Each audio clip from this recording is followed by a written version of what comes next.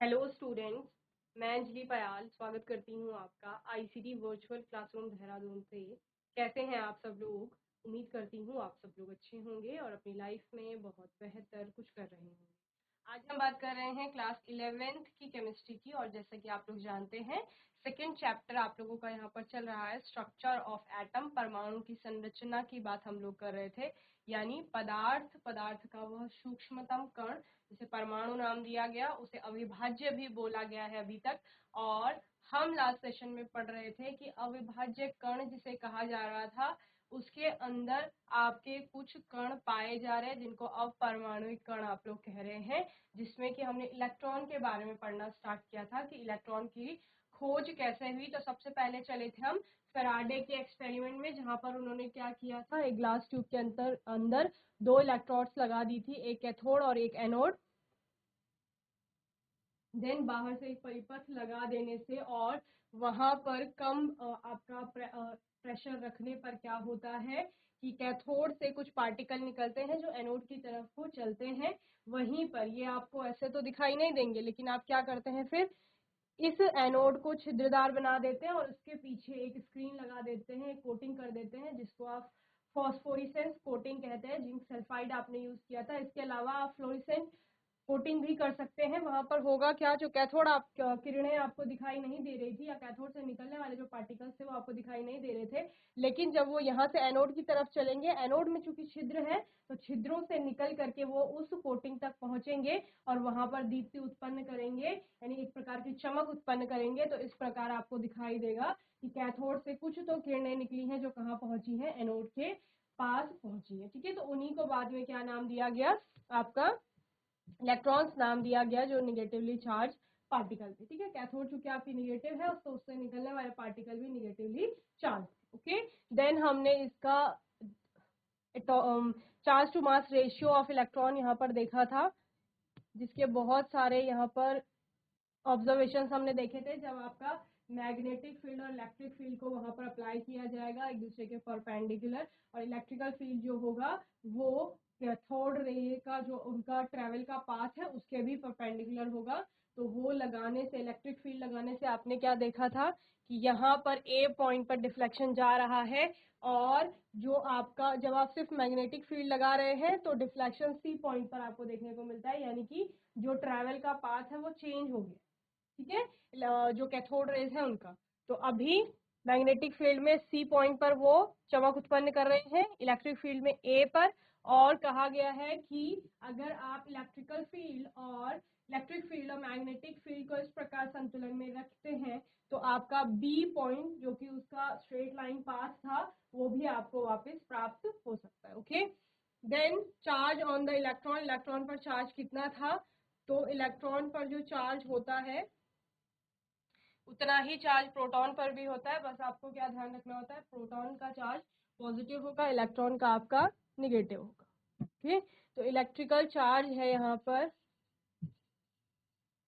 ई negative से भी आप इसे दिखाएंगे 1.6022 इंटू 10⁻⁻19 कूलम।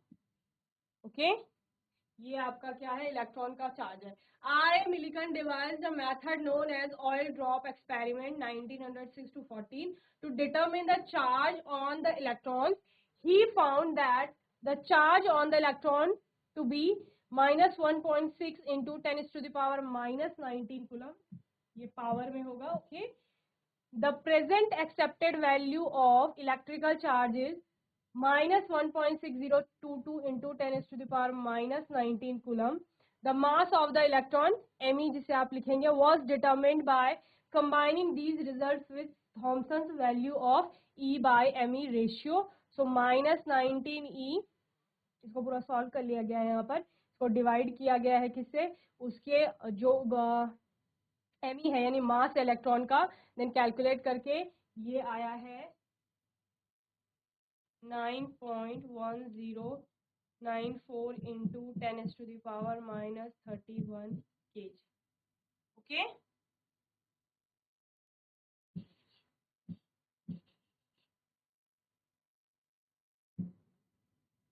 ये कैलकुलेट करके इन्होंने क्या निकाला है यहाँ पर, ई की वैल्यू क्या है 1.6022 into 10⁻⁻19। E by m e की वैल्यू ली गई है 1.758820। ओके, इसको कैलकुलेट करके कितना आ जाएगा 9.1094 इंटू 10⁻⁻31 ये आ जाएगा, जो यहाँ पे हमने लिखा है 9.10।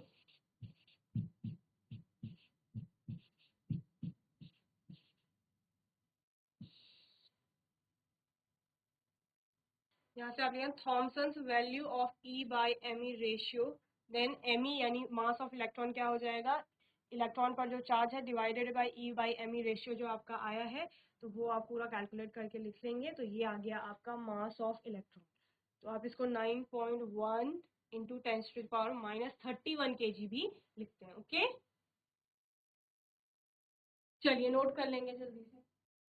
चलिए, discovery of protons and neutrons. Electrical discharge carried out in the modified cathode ray tube led to the discovery of particle carrying positive charge, also known as canal ray. Okay, electrical discharge में ही आपने क्या देखा, cathode ray tube का, जहां पर कि एक particle था जो कैथोड रे के विपरीत प्रकृति दिखा रहा था, जो कि पॉजिटिव चार्ज बियर कर रहा था, उसी को आपका क्या कहा गया, कैनाल रे भी कहा गया।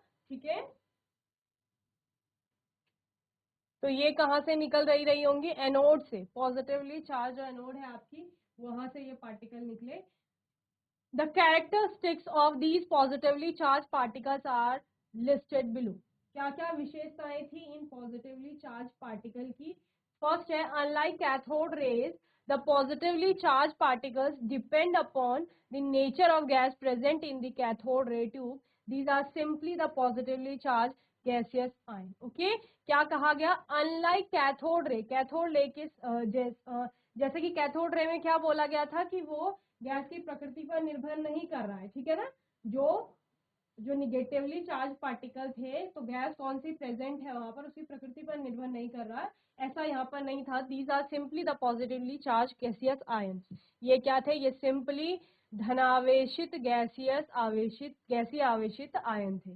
The charge to mass ratio of the particle is found to depend on the gas from which these originated. Okay, the charge to mass ratio जो इनका था particles का, is found to depend on the gas from which these originate, जहां से ये उत्पन्न हुए हैं। Okay, some of the positively charged particle carry a multiple of the fundamental unit of electrical charge, and the behavior of these particles in the magnetic or electrical field is opposite to the that observed for electron और cathode ray. Okay, जो इनका व्यवहार था चुंबकीय और वैद्युत क्षेत्र में, वो किसके विपरीत था, जैसा आपकी कैथोड रे कर रही थी बिहेव, उनके ठीक विपरीत इनका बिहेवियर वहां पर देखने को मिला। ओके, तो ये कुछ कैरेक्टरिस्टिक्स हैं जिनको आप नोट करेंगे, जिनमें क्या क्या बताया गया है आपको। पहला तो कहा गया है कि कैथोड रे के अपोजिट ये क्या करती थी, धनावेशित कण का जो द्रव्यमान है वो कैथोड नलिका में उपस्थित गैस की प्रकृति पर निर्भर करता है, और ये साधारण क्या है, धनावेशित गैसीय आयन होते हैं। ओके, कणों के आवेश और द्रव्यमान का जो अनुपात है उस गैस पर निर्भर करता है, जिससे ये क्या होती हैं, उत्पन्न होती हैं। और इसके अलावा कुछ धनावेशित कण विद्युत आवेश की मूल इकाई के गुणक होते हैं, और चुंबकीय और विद्युत क्षेत्र में इन कणों का जो व्यवहार है वो इलेक्ट्रॉन या कैथोड रेज के व्यवहार से ठीक विपरीत होता है। ओके, तो इस प्रकार कैथोड रे जो एक्सपेरिमेंट हुआ था उसमें कैथोड रे को खोजा गया, जिसको कि बाद में इलेक्ट्रॉन नाम दिया गया, और जो एनोड रे का एक्सपेरिमेंट होता है वहां पर आपका एक पॉजिटिवली चार्ज पार्टिकल आया, जिसको क्या दिया गया नाम, प्रोटॉन नाम दिया गया। ओके, अभी क्या हो गया, दोनों चार्ज पार्टिकल्स थे आपके, तो दोनों की खोज हो गई थी।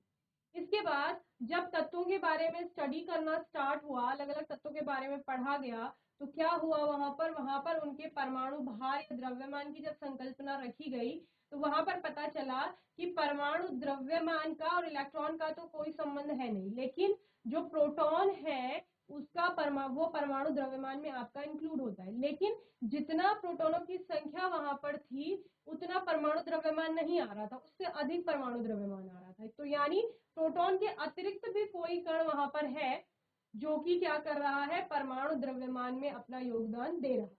लेकिन वो कण कैसा है, वो कण अनावेशित है यानी कि न्यूट्रल है, उस पर किसी भी प्रकार का आपका चार्ज नहीं है। और बाद में ये अनावेशित कण चैडविक के द्वारा खोजा गया, जिसको क्या कहा गया, न्यूट्रॉन कहा गया। Okay, so the smallest and lightest positive ion was obtained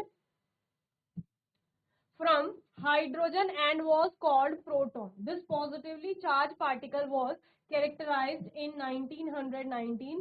Later, a need was felt for the presence of electrically neutral particle as one of the constituent of atom. Okay, एक ऐसे कण की खोज की आवश्यकता महसूस हुई या एक ऐसा कण खोजा जाना आवश्यक था जो कि एटम का एक भाग है, लेकिन कैसा है, इलेक्ट्रिकली न्यूट्रल है यानी कि वैद्युत रूप से उदासीन है। These particles were discovered by Chadwick in 1932 by bombarding a thin sheet of beryllium by alpha particles. Okay, ये चैडविक के द्वारा खोजा गया जब उन्होंने क्या किया, बेरिलियम की एक पतली सी शीट पर बॉम्बार्डमेंट की, किसकी, एल्फा पार्टिकल्स की।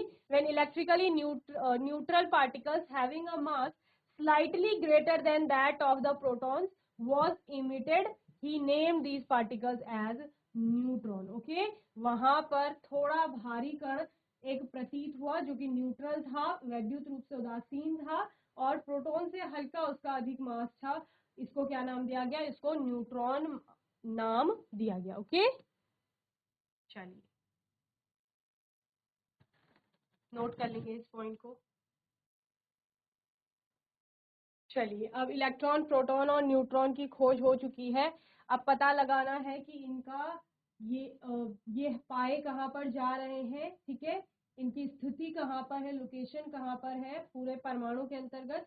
तो उसके लिए आवश्यकता थी एटॉमिक मॉडल्स की, जो अलग अलग साइंटिस्ट के द्वारा यहाँ पर दी गई। सो एटॉमिक मॉडल, परमाणु का जो मॉडल होगा, observation obtained from the experiments mentioned in the previous section have suggested that Dalton's indivisible atom is composed of subatomic particles carrying positive and negative charges. Okay, क्या कहा गया कि Dalton का जो एटॉमिक थ्योरी थी उसके अनुसार तो आपका जो एटम है वो इंडिविजिबल है, अविभाज्य है, लेकिन उस अविभाज्य कण के अंदर भी क्या सब एटॉमिक पार्टिकल्स पाए जाते हैं। तो वहां पर डाल्टन की थ्योरी उसको फेल हो गई थी एक्सप्लेन करने से। वहां पर कौन कौन से चार्जेस आपको देखने को मिले, पॉजिटिव और नेगेटिव चार्जेस देखने को मिले। Different atomic models were proposed to explain the distribution of these charge particle in an atom. Okay, अलग अलग भिन्न भिन्न मॉडल्स आए जिन्होंने एक्सप्लेन करने की का प्रयास किया कि आपका जो पॉजिटिव और नेगेटिव चार्जेस हैं वो एटम में कहाँ पर है। Although some of these models were not able to explain the stability of atoms, two of these models proposed by J.J. Thomson and Ernest Rutherford are discussed below. Okay, although some of these models were not able to explain the stability of atoms, इनमें से कुछ models ऐसे थे जो आपका क्या नहीं बता पाए, एटम की स्टेबिलिटी नहीं बता पाए, यानी परमाणु स्थायी कैसे रहता है, स्थायित्व तो उसका कैसे है, ये एक्सप्लेन नहीं कर पाए। इसके अतिरिक्त यहाँ पर हम कुछ मॉडल्स की बात करेंगे, जैसे जे थॉमसन का परमाणु का मॉडल और रदरफोर्ड का परमाणु का मॉडल। इसके अलावा बोहर के परमाणु मॉडल की भी हम लोग बात करेंगे। Okay, so Thompson model of atom, इसको जे थॉमसन का परमाणु मॉडल भी कहा जाता है या थॉमसन का परमाणु model. Okay, J Thomson in 1898 proposed that an atom possesses a spherical shape approximately 10 to the power minus 10 meter, in which the positive charge is uniformly distributed. The electrons are embedded into it in such a manner as to give the most stable electrostatic arrangement. Many different names are given to these models, for example plum pudding, raisin pudding और water।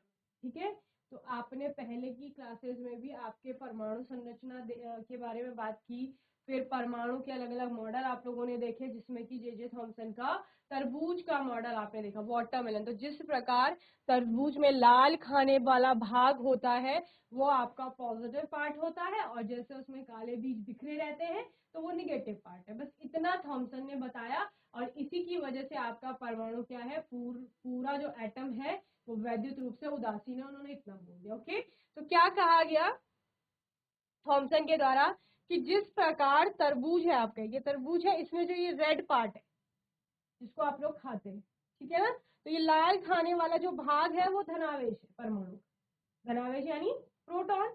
और उसमें जो काले बीज बिखरे रहते हैं या काले बीज पाए जाते हैं वो काले बीज क्या है, ऋणावेश है। और ऋणावेश यानी इलेक्ट्रॉन, यानी कि परमाणु के अंदर आपका क्या होगा, प्रोटॉन में आपके इलेक्ट्रॉन बिखरे हुए रहेंगे, ऐसा जे थॉमसन ने बोला। क्लियर। तो जैसे इसमें भी आपको दिख रहा है ये कोई एटम है, तो एटम में पूर्ण रूप से उस पर क्या है, पॉजिटिव चार्ज है, और उस पॉजिटिव चार्ज में कहीं कहीं आपके इलेक्ट्रॉन यानी निगेटिव चार्ज बिखरा हुआ है। ओके, बस इतना जे थॉमसन का मॉडल है। इसमें अब आप ऑब्जर्वेशंस देखेंगे अलग अलग कि क्या क्या उन्होंने और बोला है, लेकिन फिलहाल आप इन पॉइंट्स को नोट कर लीजिए। ओके, चलिए, प्लम पुडिंग मॉडल उन्होंने इसको नाम दिया। This model can be visualised as a pudding और watermelon of positive charge with plums और seeds embedded into it. Okay, इस मॉडल को आप पुडिंग की तरह विजुअलाइज भी कर सकते हैं, जिस प्रकार से आपका, या वाटरमेलन की तरह जिस प्रकार पुडिंग में आपके ड्राई फ्रूट्स रहते हुए बिखरे हुए, उसी प्रकार धनावेश में ऋणावेश होता है, ऐसा उन्होंने बोला। Okay, an important feature of this model is that the mass of the atom is assumed to be uniform distributed over the atom। ठीक है, उन्होंने क्या बोला, जो द्रव्यमान होगा परमाणु का वो पूर्ण रूप से उस परमाणु पर बिखरा हुआ है, यानी धनावेश है। Okay, then although this model was able to explain the overall neutrality of the atom but was not consistent with the result of later experiments। okay, जब तक कोई नया मॉडल नहीं आता तब तक हमारे लिए वही मॉडल जो करंट में चल रहा होता है वो सही होता है। तो जब तक कोई नया किसी ने एक्सपेरिमेंट नहीं किया, नया मॉडल प्रस्तावित नहीं किया, तब तक थॉमसन का मॉडल सही था, क्योंकि उन्होंने जो एटॉमिक न्यूट्रलिटी थी उसकी भी बात की, यानी कि परमाणु जो है वो पूर्ण रूप से उदासीन है, क्योंकि वहां पर धनावेश और ऋणावेश की मात्रा समान है, ऐसा उन्होंने बोला।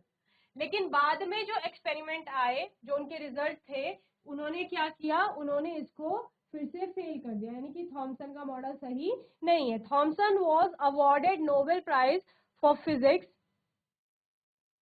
in 1906 for his theoretical and experimental investigations on the conduction of electricity by gases। Okay, Thomson को फिजिक्स में भी आपका नोबेल मिला था 1906 में। ओके, इसके अलावा यहाँ पर हम चूंकि किसकी बात कर रहे हैं, उनके परमाणु मॉडल की बात कर रहे हैं, तो बस 2-3 पॉइंट ही इसमें आपको याद रखने हैं। एक कि परमाणु जो है वो उदासीन है पूर्ण रूप से, और उसमें धनावेश है, ऋणावेश है, और उन्होंने क्या बोला, परमाणु में पूर्ण रूप से उसकी सतह पर आपका धनावेश है और उस धनावेश में ऋणावेश बिखरा हुआ है, ऐसा उन्होंने बोला। जिस प्रकार एक तरबूज के लाल खाने वाले भाग में काले बीज बिखरे रहते हैं, या फिर अगर आप पुडिंग या कोई केक लेते हैं तो उसमें क्या होता है, ड्राई फ्रूट्स बिखरे रहते हैं, उसी प्रकार से आपके धनावेश में ऋणावेश बिखरा रहता है, दोनों की मात्रा समान होती है, इसलिए ओवरऑल आपका जो परमाणु है वो विद्युत रूप से क्या होता है, उदासीन होता है। ओके, लेकिन बाद में जो अलग अलग एक्सपेरिमेंट्स हुए उनमें ये जो मॉडल था वो उसकी लिमिटेशंस आ गई, यानी कि वो कई चीजों को एक्सप्लेन नहीं कर पाया। देन आपका आता है Rutherford's nuclear model of atom. Rutherford का आपने गोल्ड फॉइल का एक्सपेरिमेंट पढ़ा होगा, जहां पर उन्होंने क्या किया था, अल्फा पार्टिकल्स की बॉम्बार्डमेंट की थी, कहां पर, एक सोने की पन्नी पर। कि सोना क्या होता है आपका, मैलिएबल होता है और डक्टाइल होता है, मोस्ट डक्टाइल मेटल आप उसे बोलते हैं। तो उस पर जब अल्फा पार्टिकल्स की रेज डाली गई, अल्फा रेज डाली गई, तो फिर क्या क्या देखने को मिला, क्या क्या ऑब्जर्वेशंस देखने को मिले और फिर क्या निष्कर्ष निकला, इसकी यहाँ पर बात होगी। ओके, तो थिन गोल्ड फॉइल यहाँ पर ली गई, जिसमें कि अप्रोक्स आपके 1000 एटम रहे होंगे, ऐसा बोला गया। और फिर क्या किया गया, अल्फा पार्टिकल्स की बॉम्बार्डमेंट की गई, तो उन्होंने देखा ज्यादातर जो आपके अल्फा पार्टिकल्स थे वो गोल्ड फॉइल को पार करके चले इजीली। कुछ ऐसे थे कम मात्रा में जो कि डिफ्लेक्ट हुए, एक एंगल विचलित हुए अपने मार्ग से, और एक ऐसा पार्टिकल था जो टकरा करके और वहीं से वापस आया, उसी मार्ग से वापस आया। तो फिर उन्होंने क्या क्या निष्कर्ष निकाले।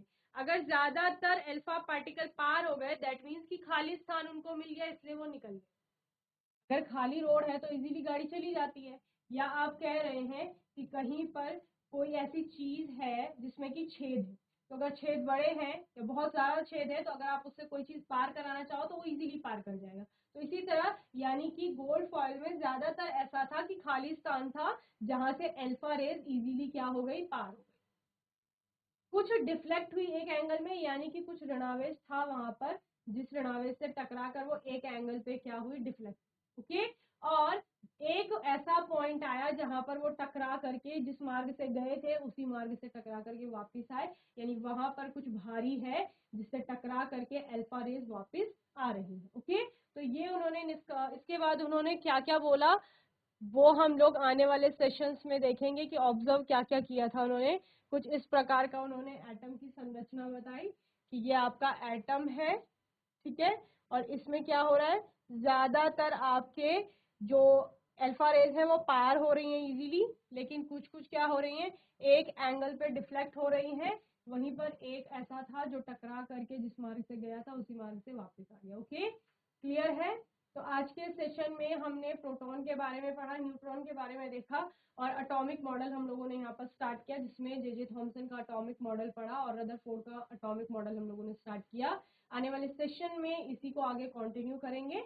बाकी आपका कोई डाउट होगा, क्वेश्चन होगा तो आने वाले सेशंस में आप लोग पूछ लेंगे। और तब तक के लिए आईसीटी वर्चुअल क्लासरूम से जुड़ने के लिए धन्यवाद।